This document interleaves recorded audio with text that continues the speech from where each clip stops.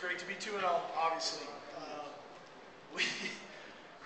I guess, now we're into year 3. I feel like we've seen every scenario that can come about in a football game that taxes us mentally, not only physically, but really, really proud of our kids. I thought they responded extremely well, especially in the first half. Came out playing hard football, the brand of football that we're accustomed to playing.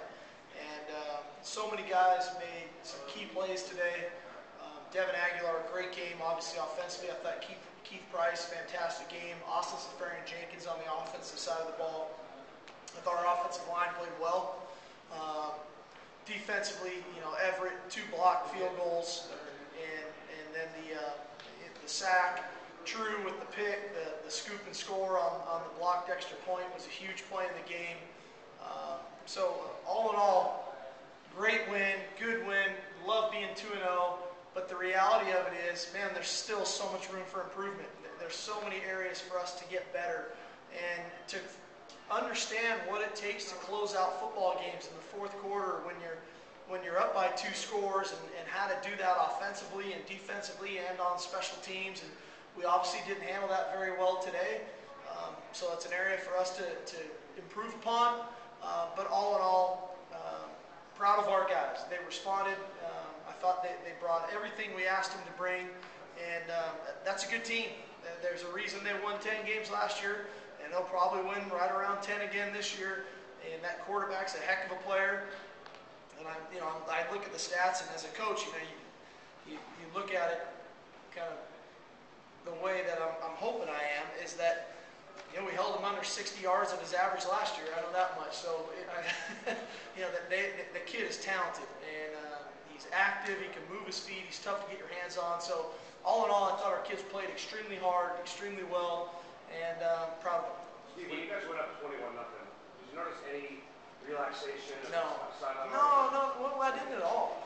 I thought our guys were really into it. And, they go down and score. They're going to score some. That's football. And it's 21-7, and we have a great drive. We turn around and have another really good drive to go right down the field. And, we're a little late with the ball to Kevin Smith to the end zone, and their kid makes a tremendous interception, returns it for a touchdown. Boom, next thing you know, it's 21-14. And I thought it showed a lot of resiliency on our offense to turn right back around. We get the ball, we go back down and score again there at the end of the first half to make it 28-14. So, no, I didn't feel that. We knew they were going to move the ball a little bit. They're too good not to.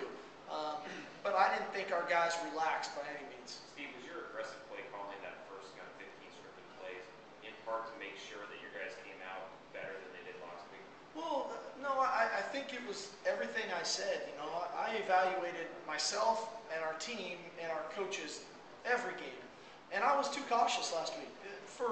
Sometimes for the right reasons, and sometimes for maybe not the right ones. But, when Keith banged his knee, I didn't feel right. And that was the wrong way to go. And I just said to myself, I'm not going to do that again. If he's healthy enough to play, he's got to play in our offense. It's not about the mental aspect of it. It's physically, can he do it? Because I know he can handle it all mentally. And he sure responded tonight. What did you say to Keith Price on the sideline after that interception to get him back, get his spirits up if they were down? I mean, it just seemed like he bounced back really fast. No, I said, hey, you take it's a 5-step drop, no hitch, and throw it. If you don't like it, reset your feet and come off of it. And he was a little late. And I said, hey, let's bounce back. Let's go. We got the ball. We got timeouts. 2-minute drive. Let's see if we can get some points on the board. Steve, they've got an inexperienced offensive line, but you still had a hard time getting a consistent pressure on your quarterback. What are you going to do about that problem? Well, I thought our pass rush was better this week than it was last week. I will say that. I thought we did some things to maybe rush a few throws from them. We lost containment today, which was a little bit disappointing. We had some ends coming up and under and losing containment, the quarterback flush in the pocket. But we'll keep working at it, and we played more guys today, which I thought was good. I thought our guys were fresh, and it showed up in the fourth quarter. When our pressure mounted even more was later in the game in the fourth quarter because I think we were more fresh up front. Steve, Austin had the big catch late in the back of the end zone, but did Hawaii really key on him after those first 2 catches? Well, I think so. All of a sudden there's big 88, but he has opportunities to make more plays like that. And you know, we really found a good rhythm there in the first half of the game, and even through 3 quarters.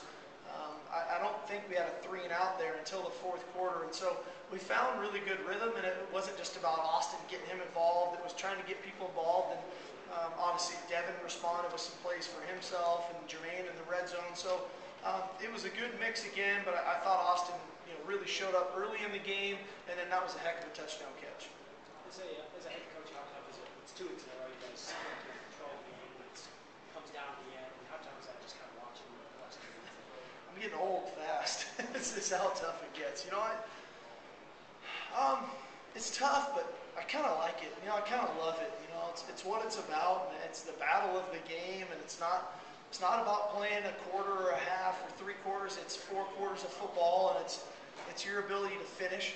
And as I address the team in the locker room, you know, we have to start to get used to being up by points in the 4th quarter and understanding what that is, and then what it takes to finish and to close.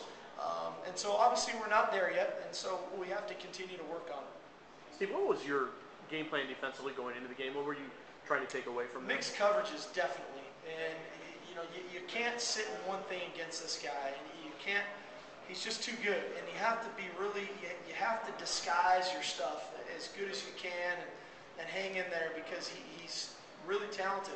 One of our biggest concerns coming in was him running the ball because of what happened last week. And so we didn't want to get just too overly exotic when you pressure, because when you pressure, that's when they go to their speed option stuff and their zone read stuff, and he'll kill you with his legs. And so we didn't want to just get crazy with our pressures. We wanted to play good, sound defense. And I thought we did that, especially earlier in the game, and get after the football and get after their receivers. That we knew the ball was going to get thrown inside a bunch.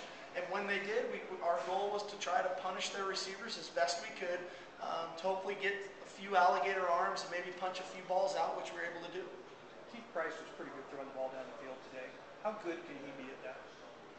I think he can be as good as he wants to be. You know, I mean, he has all the game. You know, I think for me with Keith, I've always known that. Sometimes as the general public, it's hard to see that because the kid's only doing it in practice or only had 1 or 2 starts. And he has the ability to do that. He understands our offense extremely well. And so by those 2 things, he anticipates throws really, really well and knows where the ball should be going the majority of the time. It's not easy to be right all the time as a quarterback, but I thought he was spot on, you know, 85% of the time today with where the ball should be going, and then the next step is to be throwing it accurately.